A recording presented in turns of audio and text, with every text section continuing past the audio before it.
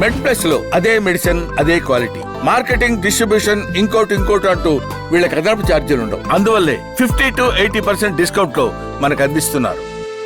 Kidney దెబ్బతినడంలో hyper tension పాత్ర ఎంత, so దాన్ని మనం ప్రారంభంలో ఎట్లా గుర్తించాలి, సో ఎలాంటి జాగ్రత్తలు తీసుకోవడం ద్వారా హైపర్ టెన్షన్ ద్వారా కిడ్నీ సమస్యను మనం చెప్పెట్టవచ్చు. సో ఇది మనకు తెలుగులో ఒక నానుడు ఉంది, గుడ్డు ముందా పిల్ల ముందా అన్నట్టు. ఓకే, సో చాలామందికి హైపర్ టెన్షన్ వల్ల కిడ్నీ దెబ్బతినే అవకాశం ఉంది. ఎవరికైతే కిడ్నీ దెబ్బతిందో వాళ్ళకి హైపర్ టెన్షన్ వచ్చే అవకాశం ఉంది. ఓకే, ఏది ముందు అని చెప్పడం ఒక్కొక్కసారి almost impossible. So kidney for example అంటే ప్రతి కిడ్నీలో మనకి ఫిల్టర్స్ ఉన్నాయి. ఈ చాలా చాలా చాలా డెలికేట్ ఫిల్టర్స్. ఓకే, చెరొక్క కిడ్నీలో 1 million అంటే 10 లక్షలు, ఆల్మోస్ట్ 100 lakhs ఫిల్టర్స్ ఉన్నాయి.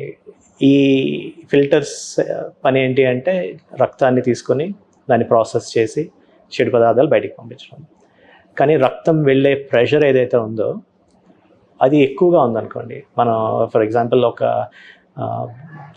సీవ్ అంటే జల్లెడ తీసుకొని దానిలో చుక్క వేస్తే జల్లెడ ఇంటెగ్రిటీ బాగానే ఉంటుంది. లేదు ఒక ఫైర్ హౌస్తో కొట్టామనుకోండి, జల్లెడ ఏమవుతుంది, జస్ట్ డిసింటిగ్రేట్స్.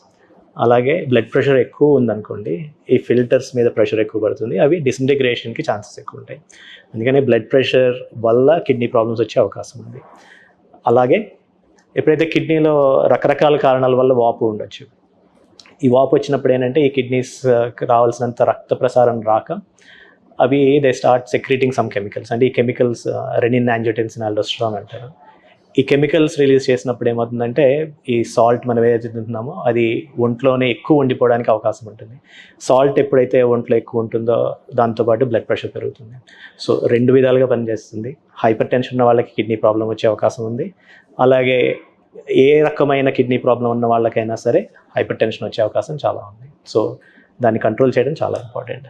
డాక్టర్ గారు, సాధారణంగా మనము ఉప్పు వినియోగం గురించి మాట్లాడతాము. సో WHO ప్రకారము 5 grams per day అని చెప్పేసి ఉన్నాయి. సో మన వాళ్ళు పికిల్స్ ఎక్కువ తింటారు, ఆవకాయ అనేది ఫేమస్ మన తన. అదే రకంగా మిగతా అంటే పెరుగులో ఉప్పు వేసుకోవడం కావచ్చు, కూరల్లో ఉప్పు వేసుకోవడం కావచ్చు, అన్నిటికన్నా ముఖ్యంగా చిన్నపిల్లలు ఎక్కువ అంటే ఉప్పు అధికంగా ఉండే చిప్స్ కావచ్చు, మిగతా ఆహారాల పట్ల ఆకర్షితులు అవుతున్నారు.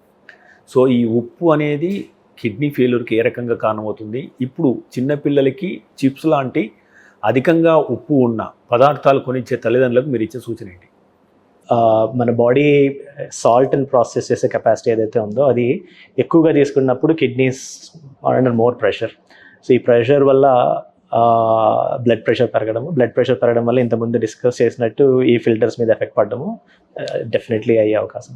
కాకపోతే ఇది ఒక్కరోజు చేయడం వల్ల 2 రోజులు చేయడం వల్ల వచ్చే పని కాదు. ఇది లైఫ్ స్టైల్ కింద మారినప్పుడు ఎప్పుడైతే రోజు ఎక్సెస్ సాల్ట్ కన్సంప్షన్ ఉంటుందో అప్పుడు డెఫినెట్గా ఇది హై బ్లడ్ ప్రెషర్కి దారితీస్తుంది. హై బ్లడ్ ప్రెషర్ వల్ల కిడ్నీ మీద ఎఫెక్ట్ పడే అవకాశం ఉంటుంది. అలాగని ప్రతి ఒక్కళ్ళకి వచ్చే అవకాశం కూడా అంటే ఉంటుందనే చెప్పలేము. కొంతమందికి ఈ రిస్క్ ఎక్కువ ఉంటుంది. ఎస్పెషల్లీ ఏదైతే వాళ్ళకి ఫ్యామిలీ హిస్టరీ ఉంటుందో, వాళ్ళకి హై బ్లడ్ ప్రెషర్ ఉండి కిడ్నీ డిసీజ్ ఉంది, అలాంటి వాళ్ళకి రిస్క్ అయితే ఎక్కువ. సో ఎప్పుడు కూడా ఎక్సెస్ సాల్ట్, మీరు అన్నట్టు 5 grams సాల్ట్ అన్నారు కదా, అది మ్యాక్సిమం లిమిట్. అంతకంటే ఎక్కువ తీసుకోవడం ఎవరికీ మంచిది కాదు. ఒక చిన్న క్లారిఫికేషన్ ఏంటంటే 5 grams salt or 3 grams sodium chloride. So ఉప్పులో సోడియం క్లోరైడ్తో పాటు మిగతా అదర్ సాల్ట్స్ కూడా ఉంటాయి.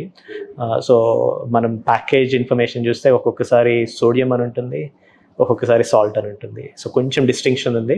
సాల్ట్ అయితే 5 grams, సోడియం అయితే 3 grams. మీరు చిన్నపిల్లలకి ఇచ్చే సజెషన్ ఏంటి తల్లిదండ్రులకు? సో ఆహార విషయంలో ఎప్పుడు chips they are bad for health long term. Not only అదే కాదు, ఎందుకంటే దాంట్లో కార్బోహైడ్రేట్స్ ఎక్కువ ఉంటాయి, ఉప్పు చాలా ఎక్కువ ఉండేది, అంటే ప్రిజర్వేటివ్స్ కింద వాడతారు కాబట్టి ఉప్పు ఉన్న అవసరం దానికంటే చాలా ఎక్కువ ఉంటే కిడ్నీస్ మీద డెఫినెట్లీ ఎఫెక్ట్ పడుతుంది. సో ఎంత తక్కువగా తింటే అంత మంచిది.